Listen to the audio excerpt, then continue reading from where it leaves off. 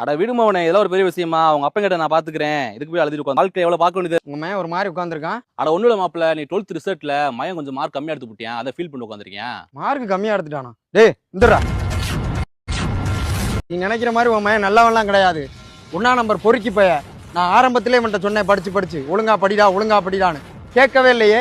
அது தேவையில்லாம அந்த சஞ்சய் பயலோட சுத்திக்கிட்டு ஊரை மேய்ச்சிக்கிட்டு தெரிஞ்சான். பிரியா 1/2 மணி நேரம் வரியான்னு ஒரு பொம்பளை பிள்ளைக்கு போன் அடிச்சு பேசிக்கிட்டே தெரிஞ்சான் மச்சான் ராப்பகலமா. இவன் எங்க படிச்சு உருப்பட போறான் சொல்லுங்க? ஆரம்பத்துல இருந்து நான் சொல்லிக்கிட்டு இருக்கேன், என்னோட வாடா நம்ம சித்ரா அக்கா நல்லா டியூஷன் சொல்லி தருவாடா வாடான்னு கூப்பிட்டா வரமாட்டேன்டா. தேவையில்லாம அந்த பிரியா பின்னாடி சுத்திக்கிட்டு இருந்தான். அப்பயே தெரியும் எனக்கு இவன் இப்படித்தான் வந்து நிப்பான்னு.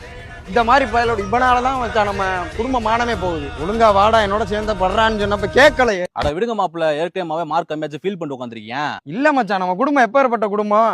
நம்ம குடும்பத்தை அசிங்கப்படுத்துறதுக்குனே வந்து பறந்து தொலைஞ்சிருக்கான். சித்தப்பு நான் நல்லா தான் படித்தேன். மாப்பிள்ள, நீங்களும் 12th இப்ப எழுதி முடிச்சீங்க. ஆமா மச்சான். உங்களுக்கு இப்ப ரிசல்ட் வந்திருக்கும்.